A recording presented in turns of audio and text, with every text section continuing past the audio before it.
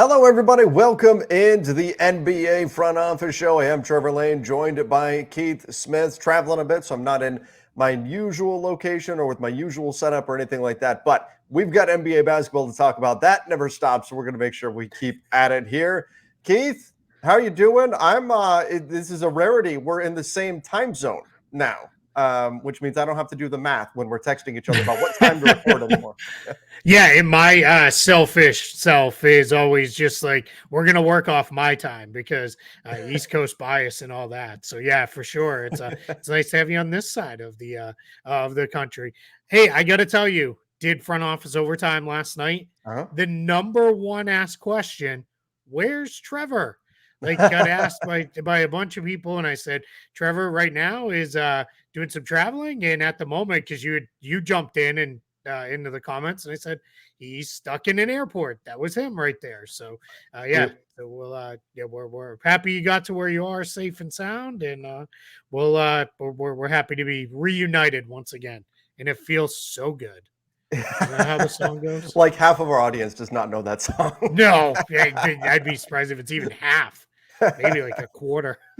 We got in last night after insane travel day filled with delays and crews not being available. We were stuck on the tarmac for like 3 hours waiting for a crew to let us off a plane.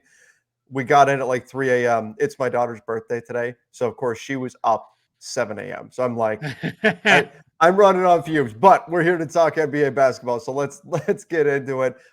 Keith, I don't know if this has happened, very often anymore. If it's ever happened before, the same player being waived twice by a particular team. Russell Westbrook traded to the Jazz, as well as a second-round pick swap going from the Clippers and cash because ballin'.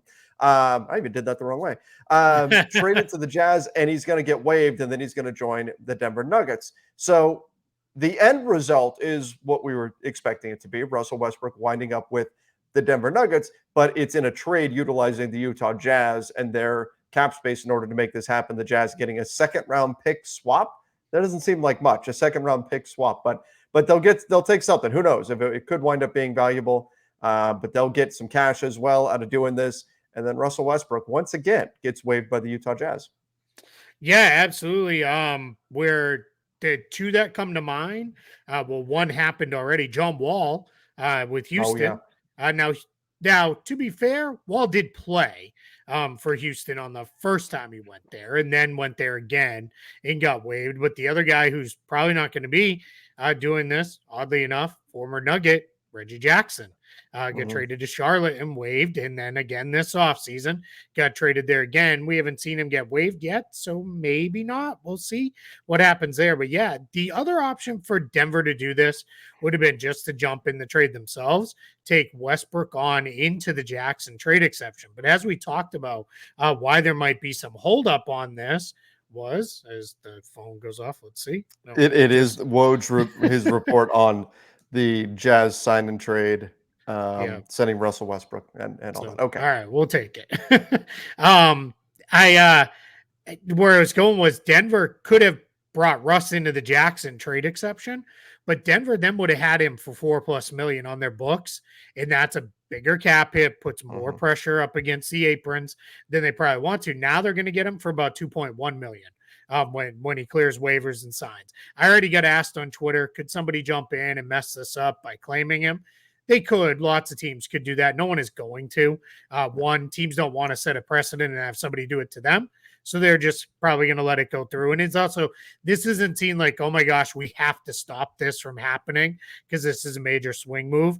That said, I kind of like to pick up for Denver. They don't have any kind of backup guards of note on that roster right now. Russ is better than the guys they have, even with his flaws. And I think if you put him on that second unit and say, let's play really fast, let's get up and down the floor, it could probably work out okay. I think people are going crazy because people are like, he's going to shoot them out of playoff games and he can't be on the floor late in a close playoff game. Well, he's not going to be. Like, they don't need him to be. They have the guys to do that already. This is most nights in the regular season, probably play about 20 to 25 minutes a game. And then in the playoffs, that probably gets knocked down to like the 10 minutes a game that Jamal Murray sits. And that'll be it. And they'll run. So I think this is a good move for the Nuggets. I have no issue with this pickup. Yeah, I mean, people look at it, they hear the name Russell Westbrook and they think, oh, he's playing 35 minutes a night. That's not the stage in his career that he's at currently. So I don't mind it, especially assuming it does wind up being a limited role. And I think so I'm with you 100%, Keith, as long as Russell Westbrook is also on board with this plan, right? I mean, if this is a situation where he's coming in and he's thinking, well, I'm still Russell Westbrook, I'm going to play 30 minutes a night and I'm going to have this big role. And I would assume this conversation has been had ahead of time. But if he feels like that's going to be his role coming in, then things could get a little dicey midway through the season when everybody starts getting cranky in January and February. But otherwise, yeah as long as it's pretty clear, hey, Russ, this is how we're going to use you. This is what it's going to look like. This is what you're signing up for if you agree to come to Denver, and he's on board with that. Then, yeah, I mean, look, the other options out there that they could realistically get aren't better than Russell Westbrook. The teams have been trying to rein him in for years, trying to get him to be a bit better with his shot selection, and he's made some moderate improvement here and there. I still think he can be a positive for a team as long as that role is limited and his actions on the floor are in some ways restrained. You can't just let Russ be Russ anymore and have that be winning basketball. But if you can rein him in just a little bit, sure, he could be a positive asset for a team in a bench role. Yeah, especially if you can get him in a position, which again, I think in the regular season where teams don't scheme as much per opponent, if you can get him a spot where it's, hey, be a playmaker, set guys up, he's going to help guys on that second unit. He's still a very good playmaker when he wants to be. It's just, when he gets into I'm going to score mode, that's where it can kind of go sideways. And what do we always say? If at the end of the day it doesn't work, it's a minimum contract. You move on and you go to the next guy. This is not like the Lakers when they had him for $40 million and they had to find something. Hey, that worked out okay that year, right? In the end. So it was no, I mean the second year it worked out okay. The first year, it's one of the worst trades in NBA history. Maybe sports. It's up there for sure. I think not the worst, but one of. Yeah, I was gonna say I think the Nets hand delivering Jason Tatum and Jalen Brown to the Celtics has it beat for now, for still, but yes, just straight players. Yeah, we'll see. That's a fun August show. Maybe we'll get into worst trades ever. Yeah, maybe we'll do like of our lifetimes or of our fandom, because I don't want to get back into like trades in the 60s and stuff. Just wear all black, the dark, depressing days. Let's look back on the worst trades ever. We could do that, but play the funeral dirge a little bit there, and go forward from there.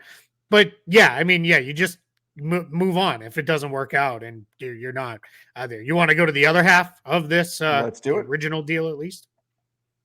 So Kris Dunn. Clippers, Kris Dunn. Kris Dunn, one of these guys who really rebuilt his career.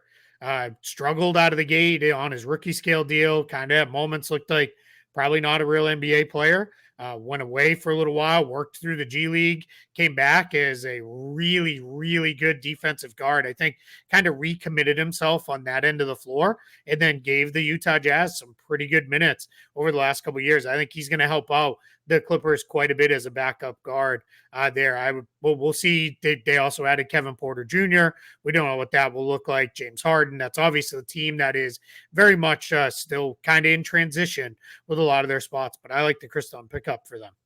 Yeah, and I think this is, he's a guy who had been on a minimum and, as you said, played his way off. Excellent defensive player. I like his addition to the team.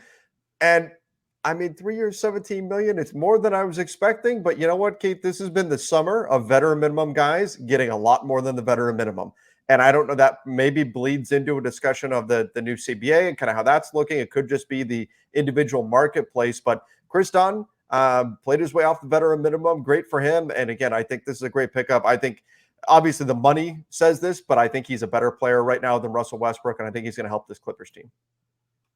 Yep. Yeah, I could completely agree. I think he'll help them more than Westbrook would have helped this Clippers team. Yes. I think just giving them a defensive option. Plus, he can also, if they want to play Harden, not it, I hesitate to say Harden off ball because that's not going to happen. But if you want to play him with Harden, You can do you it. can do that in the backcourt because that's some ways that's even better for the Clippers. So this just gives Ty Lue another player he can plug in, a little bit more lineup versatility. Good addition for really adding him through a guy you didn't have as part of your plans going forward. So that's big. And now, we'll see kind of how it all ultimately comes together. But I think the potential of a 3 guard rotation for LA or actually really a 4 guard rotation of Harden, Powell, Dunn, and Kevin Porter Jr. That's pretty good. I think you can make that work because I'm going to call Terrence Mann more of like a wing forward type at this point, but you could throw him in the mix there too. And you've just got a lot of different optionality to go to, which is good. A lot of wings, a lot of guys you could kind of put on the floor in between Harden and Zubac. Well, anytime you say 4 guards on the floor at the same time, somewhere Darvin Ham is smiling. But I do think there is the versatility to do that. And last thing before we move on, I just want to give credit to Kris Dunn for the 3-point shooting. I think that's what makes it, he's always been a really good defensive player. The question mark when he came into the league was whether or not his shooting would get there. The last 2 years, he shot 47% from 3 2 years ago, did small sample size, 22 games, but last season, 37% from deep. That's a big part of what has revitalized his game as well, is that he's at least able to be a threat out there from behind the arc. Add that to the defensive chops that he's got, and this is how you get yourself paid in this league. All right, speaking of getting paid or maybe not getting paid, Jalen Brunson. There's been a lot of buzz about the new CBA, how big of a win this is for owners, and is this going to start the trend of now superstar players are going to be asked to take less? The teams are going to point to Jalen Brunson and they're going to go, well, Jalen did it. And look what that did for the Knicks. Why won't you do that for us? Keith, where do you see that dynamic? Are we on the cusp of a new trend? I don't think so. I think owners are going to want it to be. I think they're going to be pushing for that to be a thing that happens. They would love to see everybody say, yeah, I'll take 100 million less than the max I could have gotten, and those kind of things. I think what is more likely to happen is it's got to be the right player, right team, right teammates, right time for this to come together. Obviously, Brunson loves being in New York, loves being a Knick, loves playing with all his buddies from Villanova and the other guys on that team.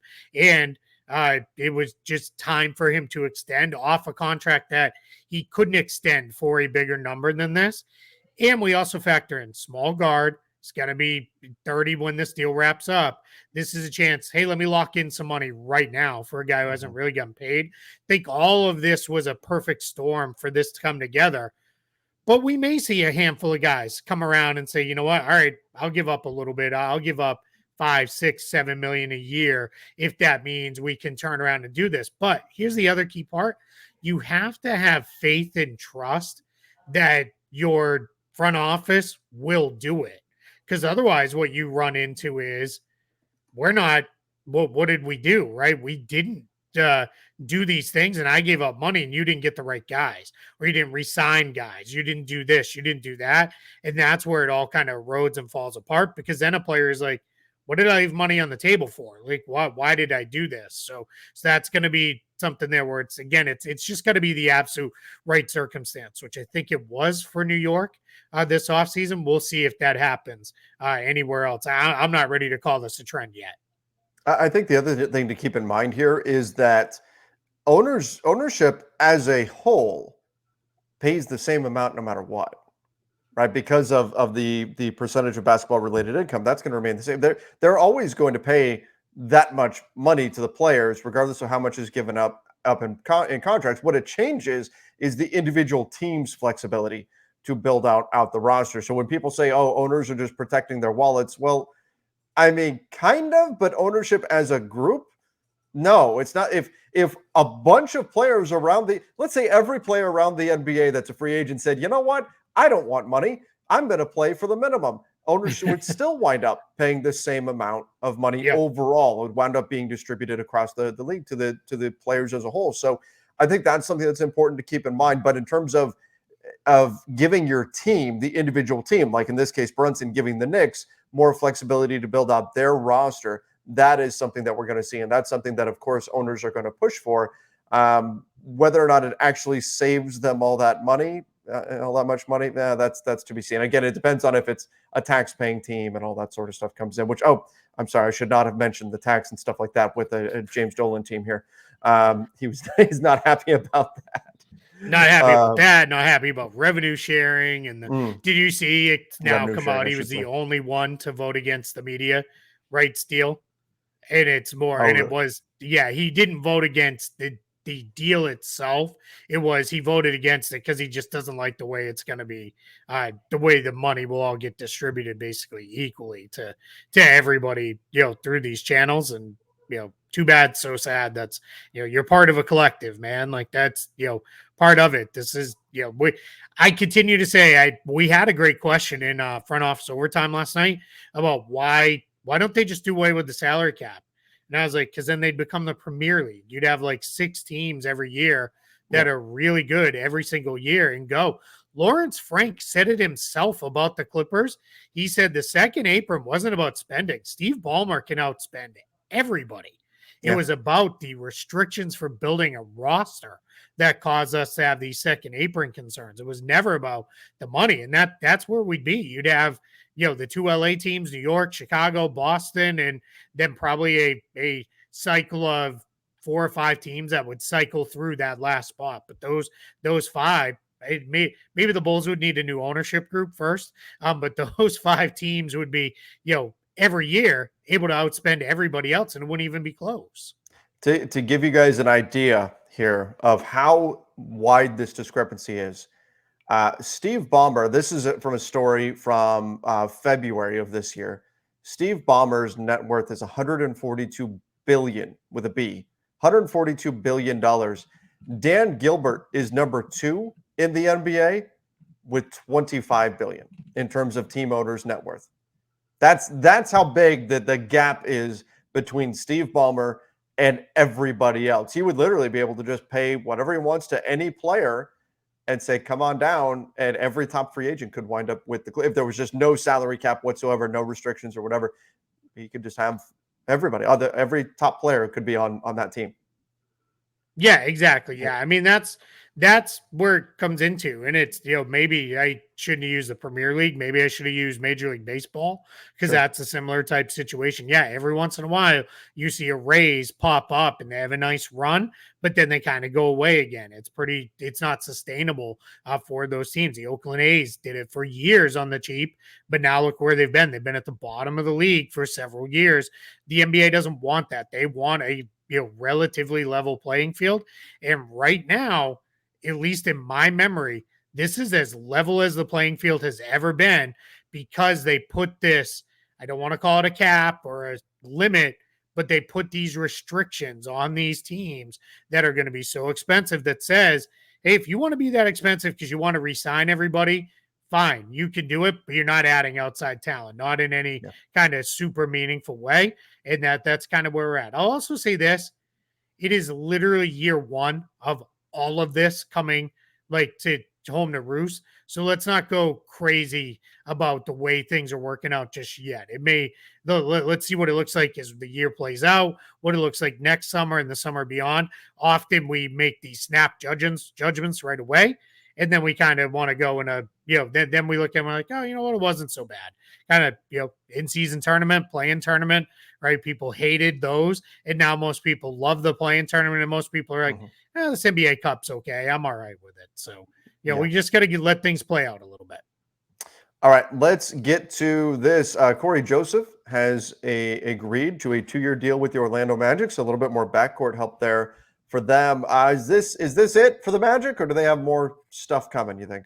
No, I think this is probably it for them. This will be a minimum deal. They'll go into the season with the room exception. If they need to do something else, they'll have that available to them if they need to make another signing or something like that. But I think this pretty much fills out the roster. He comes in as really like the 6th guard on the roster because they already have Presumable starters will be Jalen Suggs, Kentavious Caldwell-Pope. They'll have Cole Anthony and Gary Harris backing them up. Anthony Black's in like the developmental role, and then you'll get Corey Joseph in there. So nice protection if you have injuries at the position, which unfortunately have had quite a bit of. Harris and Suggs have both missed a good amount of time over the last several seasons. So let's see what happens there. But Corey Joseph comes in, just another nice veteran to have around. Guy teams always seem to like having on the back end of their bench, and probably not going to play much, not going to be a big deal. I do want to touch on something else here in Orlando. Yeah. Late last night, we got kind of sad, not kind of, but very sad news. Pat Williams passed away. If you don't know who Pat Williams is, he was in the NBA for over 50 years. But what I think at this point he's most well known for was Pat Williams was the co-founder of the Magic. There's no Orlando Magic if Pat Williams doesn't exist and doesn't cause them to be. He was the number one person pushing for Orlando can support a team. This is where we need to be. The NBA needs to expand to Orlando. This was in the late 80s when that round of expansion came around, and he was all over it. And then he was the original general manager of the Orlando Magic. And one of the things he did for as long as he could keep them, he held off on trading the pick or moving Shaquille O'Neal until Shaq finally became a free agent and moved on to the Lakers. But he held on to him for as long as he could. And then ultimately a lot of rules changed in large part because of Shaq leaving Orlando. But he believed in everything about the city. In recent years, he'd been pushing for Orlando to get a Major League Baseball team, either through relocation or through expansion there, including working to try to secure some land to build an arena on. And he had these incredible just dreams. And it's funny, he wanted to call the baseball team the Orlando Dreamers, which would have been kind of a fun nod to Disney and all the dream related stuff with all that and everything there. But yeah, it's a huge loss for the community here in Orlando. He's also heavily involved in a lot of things to do with different charities related to cancer and childhood cancer and a lot of things. What I'll always remember was at the end, he was I think his title was senior advisor for the Magic or something, which was really that's code for gets free tickets and gets to hang around because everybody likes him. He would talk to anyone in the media room. And one day, just happened, the guys I usually sit with, they were tied up doing something. So I was sitting eating by myself, sat down, and he's like, hey, he goes, what's that? And I was, because he saw my bag and I had one of my Disney things on my bag. And I said, oh, I work for Disney full time. And then we proceeded to have a very long conversation about that and about basketball and all this. And it just couldn't have been a nicer man. People loved seeing him around the arena. So huge loss for the community here in Orlando, one of one, but I truly will be remembered nothing but fondly by everyone involved, with the Magic and in Central Florida. Just an incredible individual. Yeah. Sad day, certainly, for the Orlando Magic and for the NBA as well. But that was a great story, Keith. I didn't know that you had that personal one-on-one interaction with it. Yeah, it was. And I was far from the. I mean, I think everybody had a story like that. There's been so many cool stories shared on the timeline between last night and this morning as people found out. Everybody has a Pat Williams story because he was so genuine with you too with his time. He was not just hey, I'm just doing this to check it off the box. It was really oh, I'm interested. Let's have a conversation about it. It was super cool.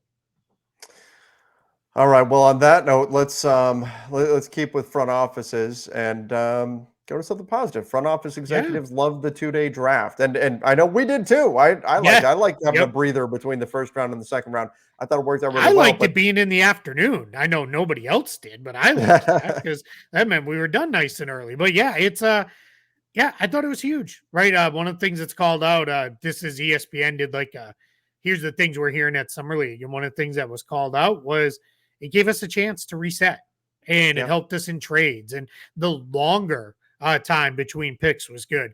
And it's also, I think this has been pretty widely reported.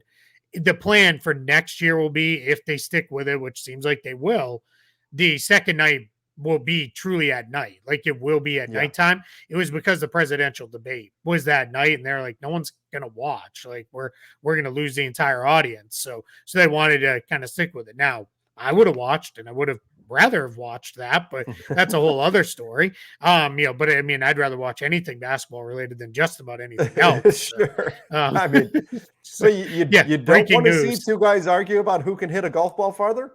No, I did not.